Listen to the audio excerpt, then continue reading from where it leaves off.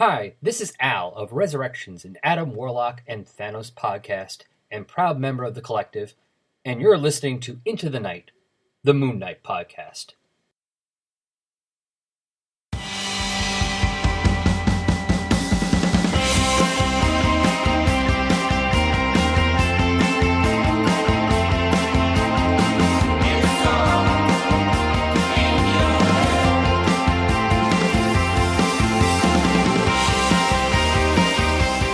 Yes, welcome back, loony listeners. You are listening to Into the Night, the Moon Knight podcast. This is episode 217, and you're with your High Priest of KHONSHU, Ray. Hello. And tonight, rejoining the show, a regular co-host, a regular host, will be the power of Chad. Chad, welcome. Good to be back. Yeah, always great to have you back, Chad. This is a good old chat. Some good discussions ahead, and what we have tonight is an idle chat, of course, to start off the week. This one subtitled "Things That Go Bump in the Night" with a K. So anything Moon Knight and the supernatural / kind of folklore, we'll get into it. But it should be an interesting discussion. Before kicking off anything, hats must be tipped off to our gracious patronies, those listed as co-producers and executive producers on each and every one of our episodes. You too can become a patronie if you check out our Patreon page. So a huge thank you to the likes of Daniel, Justin, Derek, Kyle, Wayne, Jordan, Josh, James, Russell and Anthony. I want to give a shout out to Fringe Knight by Daniel Doing, an original indie comic based on Erie, Pennsylvania's very own mysterious superhero. Hello Headphones, empowering gamers to play at their best, and Dreamland Comics, the superhero superstore. Now we also have, Chad, a fair few spectacles later on, so I wanted to pay their due, but we'll get around to that towards the end of the show. Speaking of which, on the other side of the show, i.e. the beginning, this one, how have things been? All good? Things are going better, that's for sure. Oh, good. Good. How about you? Yeah, things we're kind of seeing the light at the end of the tunnel. Nothing COVID related, but we were all it is winter here, so, you know, that comes with colds and viruses and stuff. So we're kind of just recovering a bit from just some consecutive viruses that we've had. We've been tested as well, so no COVID, but it's just annoying. Yeah, so they've been like really lengthy viruses, like coughing and kind of congestion, but happy to say, you know, looking a bit more rosy. The important thing is Finn's looking good, like he's happy, i.e. he's sleeping, so that's good. That's good. Yeah, exactly. Good for everyone, I think. But no, it was good. Nothing much. We're currently, unfortunately, we're back in lockdown. So we've been fortunate enough over here on the other side of the pond in Australia to be relatively COVID-free, at least in our state, but the last week has that's changed. So there are like over 200 cases spreading. So last week, and I think this coming week, or this week, as this episode comes out, be like working from home, only essential going out, that sort of jazz. How is the status over there for you, Chad? It's all open, stupidally enough. It's okay. I'm biased about it. I still wear a mask everywhere I go. Me it's too. Short-sighted not to. Yeah. I definitely still have the mask handy. Well, we have to now as well. But yeah, so it's just been like you're not in lockdown, right? But you guys are just ongoing management of it, I guess. Yeah. Damage control, you could say. Yeah, fair enough. So we've got this week coming, but we think it might be extended, the lockdown, for a bit more, just because the cases are rising. They'll generally stop the lockdown if it starts decreasing. Having said that, we'll start getting the rollout of the vaccines, that sort of stuff. Anyway, loonies, that is by the by. Apart from that, I don't know, anything else, Chad, that you've been up to? Have you been catching any, I don't know, discovering any new bands Like, not live, but just... Well, I mean, there's a new series I got turned on to. It's called Black Sinister. Oh, that already sounds good. What's it about? Do tell. It's basically about a vigilante millionaire who tortures an entire city with his, campaign of fear. Oh. Wow. It's a comic series, and it's basically a darkened version of the other guy. Oh, wow. Well, immediately I kind of got association. Okay. Is it kind of like Brightburn, but for the other guy? Yeah. Yeah. And it was actually a series, though, you said, not a film. Yeah, it's a comic series by Troy Nixie. Okay. Sounds interesting. Oh, well, that's definitely something. Maybe loonies, if any loonies out there are familiar with it, let us know. That sounds pretty good. Yeah, actually, hang on. Having said that, how about any reads? Have you been doing any reads lately on anything, worth noting? Well, I got the Agent of Asgard complete collection. Ooh, and so, nice. Yeah, beautiful piece. Lovely. Yeah, you've probably read it all already, though, right? Yeah. Yeah. But it's nice to have in one solid format right in front of me. Yeah, I like those complete collections. Just, a bit bigger than, obviously, your typical trades. About 6 issues long. Complete collections are a lot more... They're juicier, aren't they? They're worth it. Oh, yeah. Extra thick.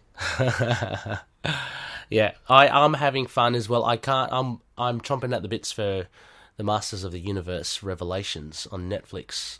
Yes. That looks with Henry Rollins as Triclops and Mark Hamill as Skeletor. Wow, I didn't know about Henry Rollins. Somebody probably told me, but I knew about Mark Hamill. Sarah Michelle Gellar as Teela. That's pretty cool, and I'm sure there are other famous people in there, but it looks so good, and my Masters of the Universe omnibus arrived, and it's a thing of beauty. I've only read, I think about 2 trades in, or something, but now I've got the omnibus, so no excuses. Anyway, loonies, on the Moon Knight front, just a bit of, not too much white noise, just these ever-growing tally of variant covers for Moon Knight #1 coming out towards the end of July. Now, Chad, I haven't got the definitive list. I've been trying to find the list. One of the loonies, a big shout out to John, Looney John, and Luis as well, Mr. Moon Knight. They've tallied it at about 43 variant covers. Jesus. I don't have the definitive list here. I've got I think it's about 22, 23 here. So, Looney listeners, there is, obviously, Moon Knight #1 coming out with the Steve McNiven regular cover. But we also have, it has been now released thus far, I guess, the variant covers from the likes of Alex Garner. John Romita Jr. has 2 different versions. E.M. Gist. Fantastic. That's probably one of my favourite. Kyle Hotz, Gerard Zaffino, another great one. Scotty Young, Elizabeth Tork, Alan Kwa. There's a Hidden Gem variant by Bill Sienkiewicz. There is a headshot-themed variant by Todd Nauk. Pepe Larraz is the Captain America's 80th anniversary homage celebration, or Gabrielle Delotto, and then there are 2 versions by Marco Mastrazzo, 2 versions by Mike Mayhew, 2 versions by Dave Mack, Mika Suoyan, and Tyler Kirkham has 2 versions as well. So there are plenty of them, and if you're in the group, like Chad and myself, you probably see a lot of the covers floating around. So we're spoiled for choice, Chad. Are you aiming to get them all, or do you have a short list? To be completely honest, I haven't really been on it because it's been overpowering. Overpowering, yes, absolutely. But there's some beauties. Oh yeah, there's tons that are I would definitely pick up on a whim. But just all at once is just too much. I know. Oh, well, I'm definitely going to aim for the regular cover, just because, I like to get that. But I'll try to get a handful of them. There's no way I can get all of them. Hats off to you loonies that have ordered all of them, or something, or are on the way to.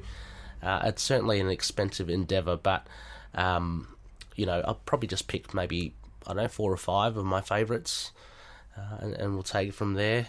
And then maybe just pick at it like a dirty scab across time, just pick them off one by one. But yeah, do you have any, I don't know, you haven't had a chance to really have a look at them, Chad? Or? Oh, I have. It's just remembering all the different versions is just tough. Oh, yeah. I really like the David Mack variant. Oh, just yes. With the setting of the moon across the background of it, it's just, it's really cool. And the script, it reminds me of when the profile tries to look at Mark. So it's like the word associations just spread across. That's right. Yeah. And the profile also looked at one of the committee members, and you had the writing, he's not near his pocket or something, saying that, I know he had all these little idiosyncrasies that the profile picked up. Yeah, no, I agree. Yeah, like I said, I love the EM Gist one, which is kind of like a realistic kind of taken at a high perspective, and it's Moon Knight with a body of mercenaries at his feet. I love that one. With the crescent going across all of them, yeah. Yeah, it's just, I don't know, I just really like that kind of art. And the Delotto one, for sure. I think that's the one where he's got those mean-ass freaking crescent blades he's holding. Pretty cool. But there are plenty of them there, and one of my fave artists there, Miko Suian, he's got a good one as well. So plenty to choose from there, loonies. Other than that, not much news out there Moon Knight related. So keep at it. Okay, well, Chad, let's go into our idle chat. Things that go bump in the night. Now, this is something that Chad Chad proposed. I think it was a really good idea. And the idea of like that supernatural element of Moon Knight, and who you, i.e. Chad and myself, would like to see Moon Knight go up against that is supernatural tinged or kind of folklore tinged. Now, as I was thinking about this, Chad, as well, Moon Knight, of course, is no stranger to this. So I've just cited a few here. Now, obviously, the werewolves from Werewolf by Night 32, 33, the introduction of Moon Knight. We have zombies. I think they were called Zavombies. Chad, I don't know if you remember Mark Spector Moon Knight. They weren't allowed to use the word zombie, so they changed it. But yeah, it's kind of like they had to have like the living vampire and all these other comic code based things that couldn't be zombies because zombies are definitively dead. Yes. Yeah, exactly. Exactly. So this was I think in the early, I'm gonna throw it out there, maybe Mark Spector Moon Knight 3 off the top of my head.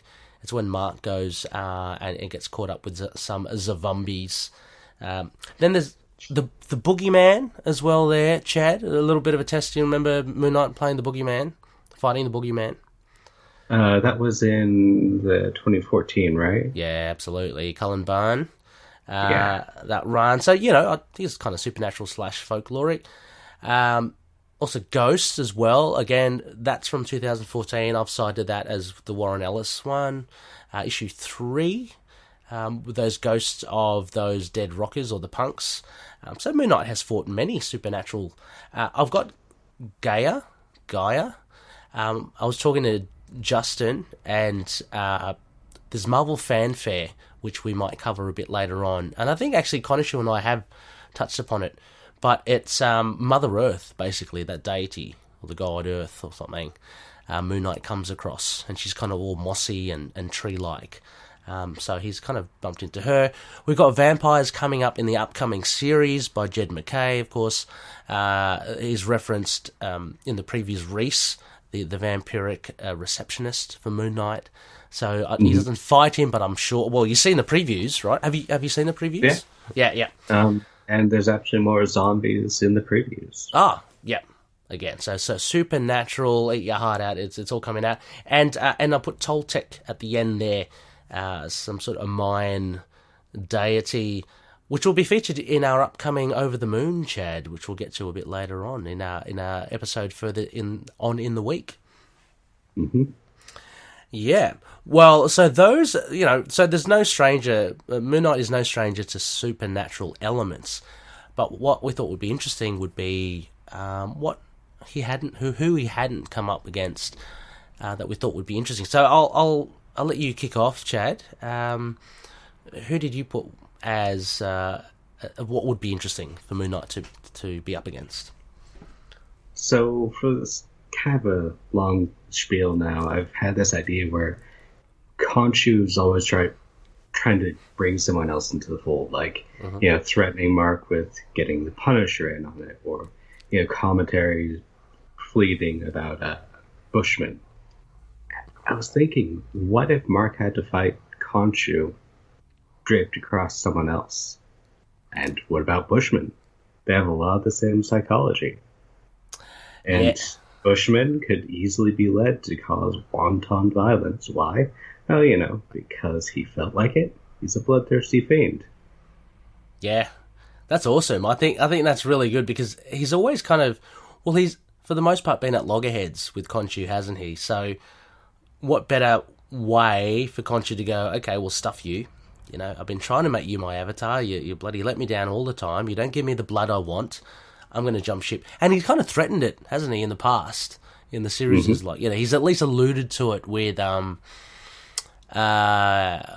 Punisher, like talking about the Punisher, which, funnily enough, kind of we'll get again a bit later on, if you know what I mean, Chad.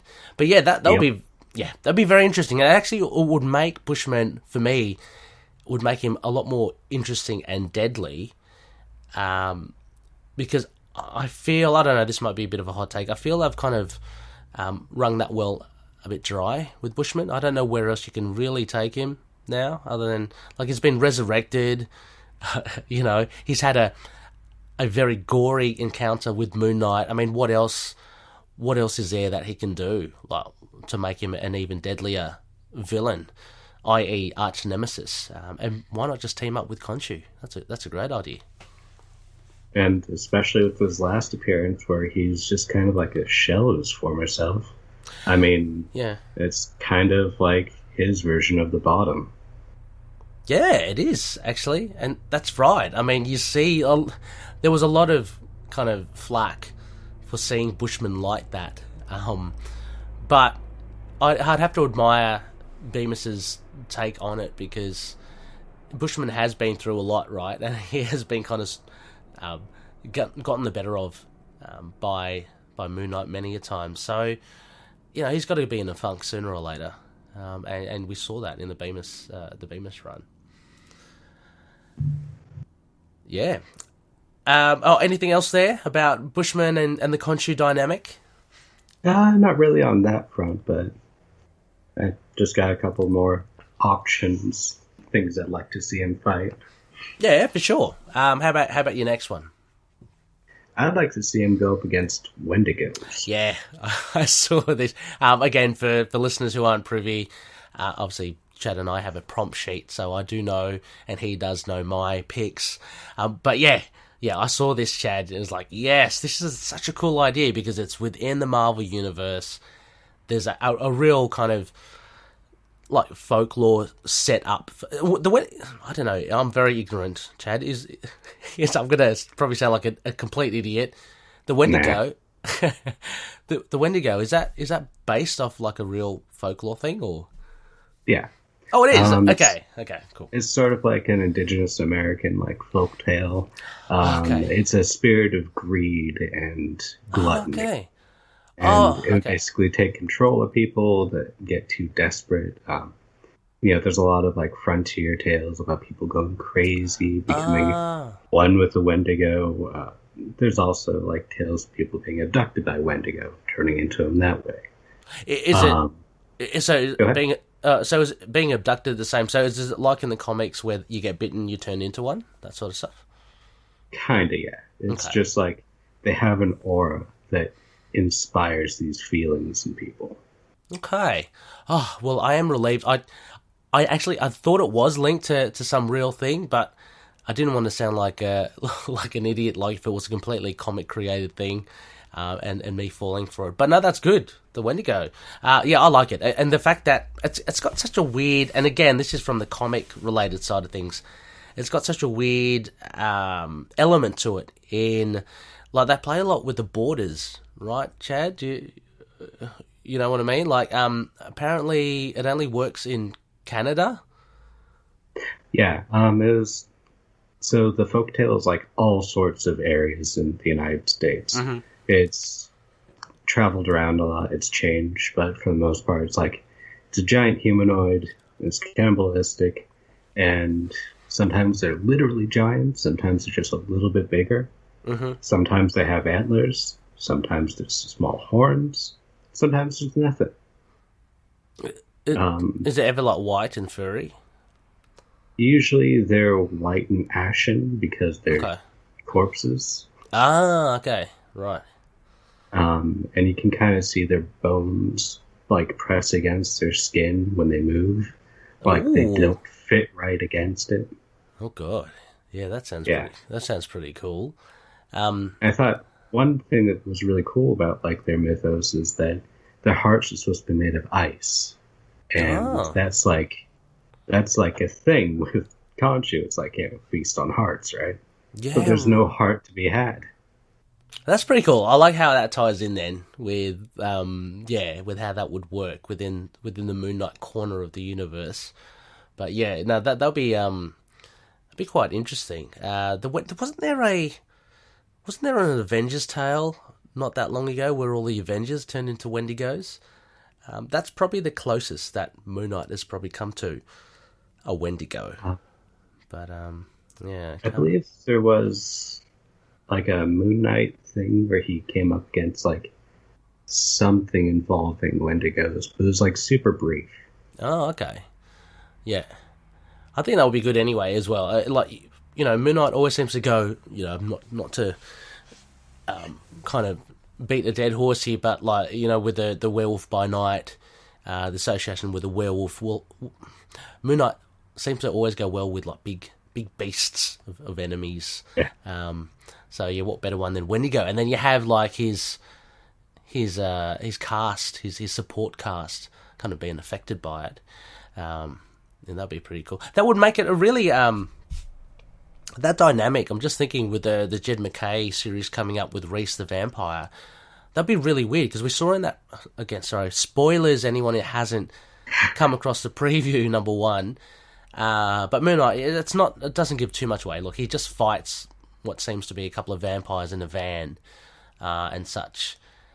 But he has an ally, that receptionist, who's a vampire as well.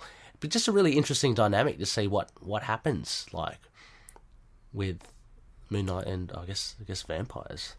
And will we see Blade in that series as well? I don't know. That'd be nice. That'd be cool. Yeah. All right. Well, then, how about your third one, which is very interesting here? This is the one I was least familiar with. So this is a real life thing that happened a while back. There was a big ship accident that happened in Chicago's harbor, or not harbor. It was out on the water, and essentially 844 passengers and crew were basically screwed over on their life. Basically, there was a lot of weight on one side, tipped the boat.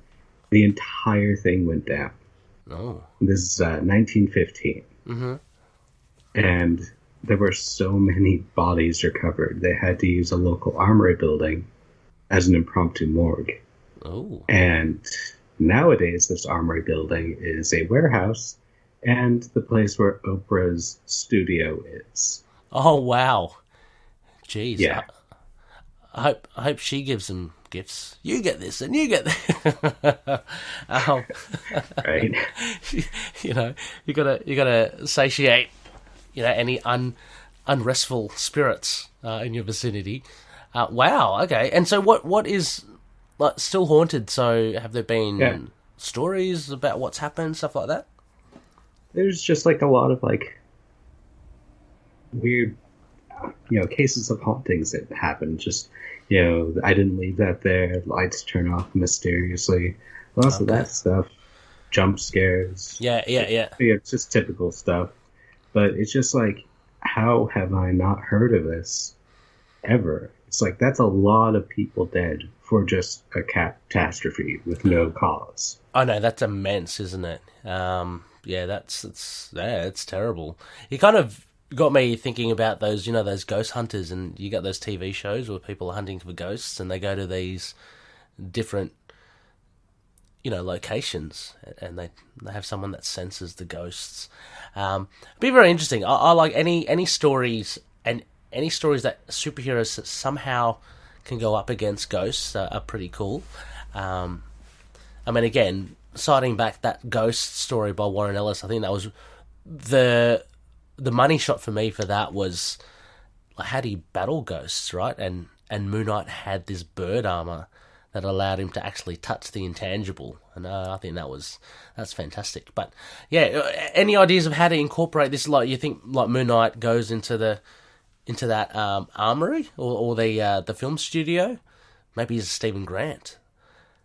I mean, that would make sense. Yeah. That's kind of where I was going with it. Yeah, right. I mean, it's not just Oprah running the studio, but, like, wouldn't it be great if, like, Stephen Grant has, like, this whole shtick about, like, he's doing this, I don't know, vigilante story again. And just, like, he's getting haunted on set, and he just has to have, like, a facepalm moment of just, why the hell has no one done anything for over a century about these freaking ghosts? Yeah. Like cast and crew are just being like, floodlights are falling onto their heads. It gets quite terrible, like poltergeists, sort of thing. But yeah, no, that'll be cool. I think, like I've always said, there should be more stuff on Stephen Grant. He seems to be not used as much. But yeah, I think that'll be a good scenario, Chad.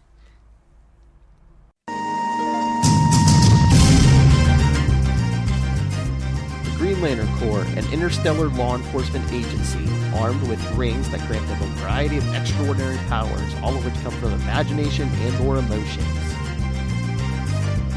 Their names are many, famous, including Alan Scott, Hal Jordan, Guy Gardner, Jon Stewart, Kyle Rayner, Simon Baz, Jessica Cruz, Sojourner Mullen. If you're a fan of the Green Lanterns, please come join me and my co-hosts every week on the Capes and Lunatics Sidekicks podcast for Sector 2814, the Green Lantern podcast.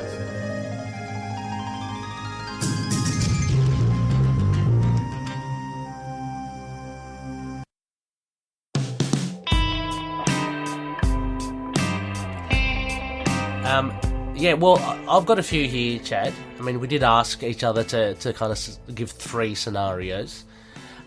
So my first one was, look, you mentioned first Supernatural, and I was going through my head, of course, Halloween, what do we get? We get, like, ghosts, werewolves, Dracula, that sort of thing. What's the other kind of, I don't want to say generic, but, like, stereotypical kind of supernatural theme?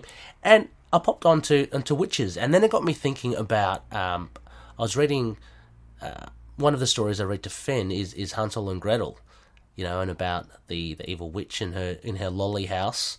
And then there's that was that movie, is it called The Witch as well? Did you see that one? Which one? Oh, it's one, and the lead actor, she now plays Ileana Rasputin in the New Mutants. You know that? Oh, yeah. I watched that one. Yeah, was that called Witch? It was called Witch or Witches or something. Yeah. It was just called The Witch. The Witch, yeah. And I thought that was really freaky because there was this other scene where it showed a witch in the woods kind of luring, like, these young, I don't know if they're young kids or just, like, teenagers and stuff, but it had the visage of her, looking quite attractive and all that, and then it gave you that glimpse of what she really was, and she looked really freaky. And I thought, this is cool. This is how you kind of do the witches, right? And if you do witches in that really scary horror way, and not just, your Wicked Witch of the West from Wizard of Oz, then you get a really you get a really kind of cool story, I think. And again, my mind went to like Penny Dreadful with the witches there, very scary witches. And I thought, yeah, that'd be cool. That'd be cool. Confrontation for Moon Knight to have to come up against. So yeah, I thought witches would be a first good choice. I think that there's a lot of ways you could change that around, like still be witches, but like have more traditional or ethnic terms applied to it. Like you could do witches of Hecate. Yep. You could do witches of just like New America, and there's just a lot of ways you could play with that. Oh yeah, absolutely. And each of those ways you can do just a really kind of scary, a bit like, you know, again, citing another thing in my head, I think, was it called Witches Again? It was an Image Comics thing. Is that by Scott Snyder or something? Witches, yeah. I read only the first trade, but it kind of gave this spin that witches they're not your conventional kind of bad entity. They kind of lived in the woods. It's kind of like Blair Witchy kind of thing. You don't really see them, but they have this force to them. So is that WYTH? Yes. Yeah. TC. Yeah, that one. Is that Snyder? Yeah. That's Snyder, isn't it? Yeah. Yeah. Yeah, I thought it was good. Pretty good just by the art. Oh, the art, yeah, the art sells it as well. That's really cool. Really dark and and I reckon it could have that supernatural / horror tinge for Moon Knight that I think goes well with Moon Knight, of course, you know, that horror element. And so anyway, the second one I had, and these other two are more, I guess. Well, anyway, I was thinking they're more in lines with Marvel Universe, but I had like voodoo with the puppets and stuff, and basically controlling. And the way that I was seeing that was, I was reminded of a West Coast Avengers tale where Moon Knight, the West Coast Avengers get mind controlled, but Moon Knight is resistant to that because one of his identities gets mind controlled, allowing his remaining two identities to function properly. And then as the enemy zaps him again, another one of his identities gets under control, but he's still independent because his other identity is still left untouched, you know, that sort of thing. And I thought that would be a really cool element to play into this whole thing about voodoo and controlling people with puppets. Like, you could have, like, the Puppet Master or something making a mould out of Mark Spector from the radioactive clay, but it being Mark Spector, so you control just the Mark Spector element. And, I don't know, you can have this kind of internal struggle with Moon Knight against this rogue personality, or you can have Moon Knight resistant to the Puppet Master. So yeah, I thought that would be a bit of fun to do. Yeah, I mean, there's lots of ways you can play with that as well. Yeah, I mean, you could have more than one player using these puppets. Maybe there could be a positive influence on it. It's pretty open-ended. Yeah. So yeah, I mean, it would be pretty cool. That was more trying to think of how to incorporate it more into the character of Moon Knight as well. And so I guess that was a bit of the play on the identities there that he has, the alters. And finally, I have this one because I was thinking, of course, Moon Knight is the protector of the travelers of the night. And I thought, excuse me, what kind of force would be against him to kind of counter, protecting travelers of the night? And I had a look at this English folklore, of the Will-o'-the-Wisp or Jack-o'-lantern, they also call it as well, of this kind of spirit, apparently, that kind of flashes and is meant to have influenced travelers to go wayward from their journey and to potentially meet, nefarious ends or grisly ends. I thought this was a nice little way that Moon Knight could come face to face with someone that has, or something that has, a directly opposing intention for night travelers. Like Dracula. Oh, yeah. Yeah. Look, as much as I love, but that meme is awesome, right? And there's guys over there doing great work at Midnight Core. But, yeah, Dracula, I mean, yeah, he's funny, but please let it be known, if you're a new fan to Moon Knight, it's nothing to do with his canon at all, okay? It's just an absolutely brilliant meme that was generated and has now kind of seeped into the psyche of a lot of pop culture. We even had Jed McKay tweeted, which was really cool. Yep. Did you see that? There was a letters mistake. Sorry about this, guys. Yeah, exactly. And the previous page, previews of issue 1 had that, the meme kind of integrated into it. But yeah, no, I mean, all fun aside with that, Chad, yeah, I think the Will-O-Wisp would be pretty cool. It's like nondescript as well, so you can really play with that. You can just have this evil force or something. And again, look, I don't know, I think it will work well with that format in 2014 that Ellis, Wood, and Bunn did, with just a one-off little story. I think that would work well. And especially how things went with Jack-O-Lantern during the King in Black stuff. It's like, what if he still had some of the Dreamstone with him? Oh, what happened? Tell us. What happened to Jack-O-Lantern? What's going on with him? Like, is that Macendale still? No. It was during like the Venom stuff. Like the early Venom stuff. This is when Eddie didn't have the symbiote, and like there was a dark elf witch or someone. I think it was a dark elf. Okay. Ended up like tempting him with like the Dreamstone, which gives you like all these abilities that you can dream up. It's essentially just a replacement of the symbiote. It was like right after or during the, what's it called? War of Realms. Oh, okay. Jesus, it's another one that I haven't read. Well, basically, there's this thing called the Dreamstone, and it gives you all these different abilities. And after Venom basically pisses in her pocket about it, it's like, no, I'm not going to adhere to your agenda. People are out there, and they need help.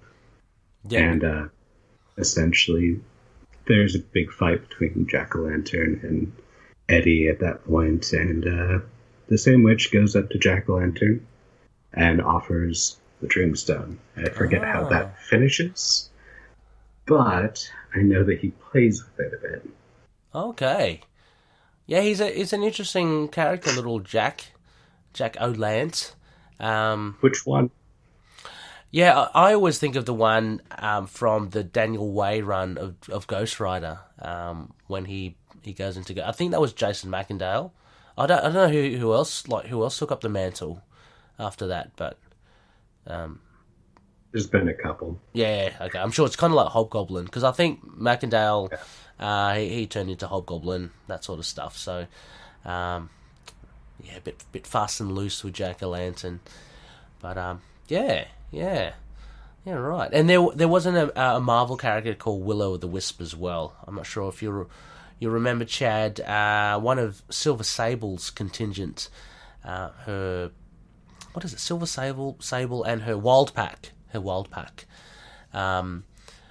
That consisted of, I think, back in the day, a Rocket Racer, Sandman, Will-O-the-Wisp, and I think there was someone else as well.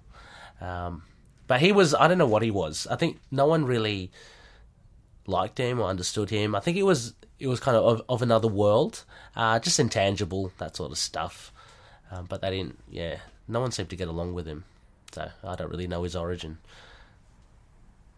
Yeah, I'm looking at the roster for the Wild Pack, and it seems there's a lot of them that don't even have descriptors, like X-Ray and Tango, Romeo, Juliet, Foxtrot.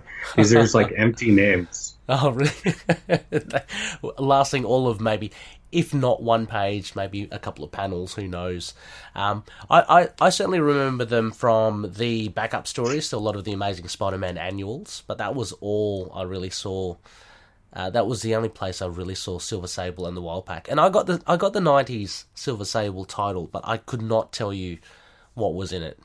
It's just pretty forgettable. So here it is: Will-o'-the-Wisp, Jackson Arbot. Okay. Ability to control the density of his body.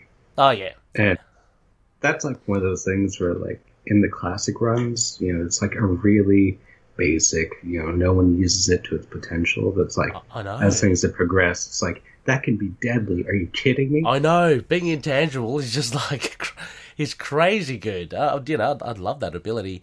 Vision showed how you could use it as well, and that became a staple, about altering your density slightly, giving someone like a heart murmur or a heart attack or something. I just think of Martian Manhunter. Oh, what does he do? Well, he does that exactly. He just phases through stuff all the time, and he can change his body like shape-shifting, and that's crazy intense. Like, I don't understand how people don't appreciate that power. Yeah, exactly. I remember as well. I think in the DeFalco run for Mighty Thor, Thor was fighting, I think, the Juggernaut or something, or the New Warriors. Somehow, Kitty Pryde was there as well, Shadowcat. And she phases, like, there were some, I think it might have been the Enchantress, she made Thor look like the Juggernaut and vice versa. So Kitty Pryde went up to Thor, who looked like the Juggernaut, and she phased him, like, halfway down through the pavement until he was, like, up to his waist, and then she solidified him. And, like, the way it was described was, like, his molecules and stuff were bonded with the molecules of the pavement, giving excruciating pain. Yeah. How do you get out of that, So you can do crazy stuff with, I mean, that's if you can make things intangible, but you can go, I just remember being affected like that, go, whoa. And Thor, again, just with a whirl of his hammer, he manages to get out, but, like, you're literally part of the pavement. I don't know how you get out of that. Anyway, enough of that. That was really cool. Chad, any other final thoughts on Moon Knight and the Supernatural? I honestly hope we never see him have to fight Dracula. I don't want that kind of closure on that meme. I would honestly really like to see a Blade tie-in, because that's just perfect. They're both hunters. They both have, like, these ornate plans to go up against certain threats. It's just like, I can just imagine, like, bone armor Mark going up against, like, I don't know, the forces of Dracula, because he has all those, like, wispy night gaunts and stuff. It's like, that's, like, perfect target for, like, bone armor Mark. I don't know, maybe he could just waste to all the various, like, infantry that maybe Blade has to fight through. So you mean in both, in the comic and the TV or film, or did you mean just the comic? They're both. I was just thinking comics. Oh, okay, yeah. In the show, I hope he doesn't have to go up against anything that big yet, because I haven't seen any wind up. It's like, all of a sudden he's fighting Dracula. What? No. Yeah, absolutely. Although there is a little, and again, I don't think I'm spoiling anything for those who may not have watched Loki so far, but there was, like, one reference to vampires. Did you pick that up, Chad? I don't think I did. Oh, it was just Mobius. He just said, we've had, Titans here, we've had aliens, we've had vampires here. Oh. And I was thinking, there's a little subtle kind of acknowledgement that vampires do exist in the MCU. So obviously that would tie in with Blade, but that's kind of juicy as well, I thought. For maybe the TVA is also in Sony Pictures. Oh, yeah. Like you're alluding to. Oh, hang on. Are you alluding to Morbius? Yeah. But Morbius, though, wasn't he a genetically, like a scientifically engineered vampire? So he's not... Once again, one of those comics code things where he couldn't be a real vampire. Yeah, that's true. That's true. I always found it fascinating that because he's a living vampire, right? So he's not right. Yeah, he's not the real deal. But yeah, for sure. Hopefully they can tie them together. I'm looking forward to the vampire element in the Moon Knight upcoming series. I think it's a nice different take. We'll just have to see how it plays out. If it has any other lasting effects, but no, it looks good to me. Looks good. Anyway, we better wrap up this little chit chat for the top of the week here, Chad. But before we go, there are just a fair few things here I want to give a shout out. So, we've been like blessed by KHONSHU with some people approaching us. Just with regards to their Moon Knight related stuff, and we'd love to share anything Moon Knight related, fandom wise, or what projects people might have. So the first thing I wanted to kick off was this month in July to commemorate also the release of the new series by Jed MacKay. Our good mate Russell Moran from Tomes of Evil will be holding a Moon Knight Villainmania month on his podcast. Chad, you're well aware of this, I'm sure. There's going to be a whole... What? No way. There's going to be a whole host of ITK hosts joining Russell to talk about different villains from the Moon Knight Rogues Gallery. So I can't wait for this as well, actually. I'm recording with Russell tomorrow. But Chad, I believe you put your name down for something as well. Should be fun. Two somethings, awesome. Yes. Excellent. I know Russell's working madly to try and trying to get the schedule working for everyone. But I'm sure he'll pull it off. He's doing great work over there. But Chad, yeah, are you recording soon or? I already did. Oh, awesome. 3 or 4 weeks ago. Yes. All right, in the can, as they say. It's in the can, just waiting to be released. So go check it out, Loonies, on Tomes of Evil, all throughout July. All the villains featured there will be Moon Knight related, so a lot of fun. I can't wait. Also, as well, a big shout out to our top tier patroni, Daniel Doing. As mentioned at the top of the show, Fringe Knight. It's a great creator-owned thing that he does. It's his own superhero from Erie, Pennsylvania. Now, Daniel has a GoFundMe website set up to fund issue 6 of Fringe Knight. So I know he's working feverishly on all the stories and the arcs coming up ahead. Issue 4 has been out, so issue 5's probably in production somewhere. But issue 6, he's already looking ahead. So go, please check it out. This will be in the show notes. Give it a click and donate what you can. It's always great to support indie projects, Chad, and I know you liked a couple of these pages from Daniel as well. Mm-hmm. Let's see, with number 6 coming out, that came out or he announces being worked on about a week ago. Yeah, right. So it's real fresh. Yes, yeah, absolutely. But he needs funds to make this a reality, and believe me, it is a lot of fun. Fringe Knight, go check it out. Go get in touch with Daniel and check out Indie Planet, I believe, is the website where you can buy digital copies of all the other issues that came before. Number 3, a big spectacle to a Moon Knight alumni, Paul Davidson.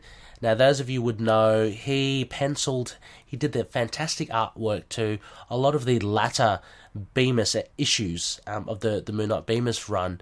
Very kind of out there, very kind of alternate, undergroundy looking kind of artwork from Paul Davidson. Looney's I thought it was very reminiscent of some of the Fear and Loathing fan art that I've seen. Oh, okay. Yeah, well, it's very trippy. I mean, a lot of the issues that he did, Loonies will remember the various versions of Moon Knight in the Mindscape that Mark visits. That's all Paul Davidson's work. Anyway, he has a Kickstarter for his artwork book or his art book. It's called Fantastic Illustrated. Different versions of it, ranging from digital copy to softcover to hardcover to limited edition stuff. But his artwork is impressive, so please go check it out. And like I said, he is a Moon Knight alumni. So support your Moon Knight creators. Also, as well, as mentioned from our previous episodes, episode 216, Moon Knight Origins. They are currently doing a fan film on Moon Knight and an origin story, obviously, from the titles. And they have an Indiegogo page, so please support their fan film. I guess donate or become a patron in any way. There's also a teaser on the Indiegogo website. So again, the link's in the show notes for that. They've also got an Instagram and Facebook page too, which you can join and become a member of. And finally, as well, as mentioned last episode too, Phases of the Moon Knight, essays examining the world of Moon Knight. This is a fantastic endeavour by a friend of the show, Scott Weatherly.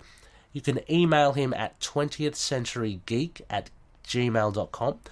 He has his own awesome podcast there, 20th Century Geek. And you can contribute to this publication, which has got the green light from Sequart, the publishing house. So you can be part of a real book, and you can write about Moon Knight, your favourite superhero character. Now, just a reminder, contributors will be asked to provide a 500 to 700 word abstract on the essay topic, including sources they'll be using and key issues to be covered. Once discussed and agreed, a deadline will be set for a first draft to be submitted, and each contributor will be paid $50. I'm assuming that might be US for the essay. It could be pounds because Scott is English. And amount may change between now and when contracts are signed, and you'll also receive a copy of the book when it's published. So if you love your writing, you love your Moon Knight, go check it out. It's certainly worth doing. I know he's got a few feelers out from a few of the loonies already, Chad. And what do you reckon? Does this kind of float your boat? Well, that's a little invasive. Oh, sorry. Yeah, sorry. I mean, I don't know. I can't get my metaphors. Does this does this interest you? I think is that. Yeah. It would be up my alley, you could say. Fantastic. But yeah, a big shout out there. Again, the details will be in the show notes for any of you loonies interested. So there's plenty here to do. We're just a vessel. We want to spread the good word on all these projects. And yeah, if you do love your Moon Knight, all of this stuff is right in there, right in your wheelhouse. Anyway, Chad, a huge thank you. Are you willing to turn up towards the end of the week? We've got like an arc to review. I guess. Oh, excellent. Well, let's see if we can, if the moons will align for us for that one. And Looney's next phase, which will be towards the end of the week. Look, I've got down here it's the last quarter. It's not the last quarter, to be brutally honest. I think it's a new moon, but our schedules have shifted a bit, so I've just got to flip the bird to KHONSHU and say, stuff you, we're doing this up. So, regardless of the phase, next episode will be an Over the Moon, so that is an arc review, and Chad and I will be looking at the Volume 5 Benson Run, issues 26 to 30, Down South. This should be awesome. It's a cracker of a read. Looking forward to it. But, yeah, so go read up on it, get yourself acquainted, and catch us back at the end of the week. A big thank you once again, Chad, and I'll catch you towards the end of the week. Mm-hmm. Right here. We'll catch you then. See you guys.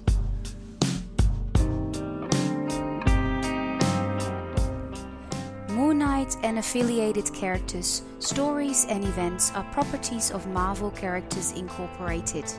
Materials used and discussed within the podcast are intended for critique and review purposes only under the fair dealing concept of the current Copyright Act. The views, information, or opinions expressed during the podcast are solely those of the individuals involved and do not necessarily represent those of the copyright owners.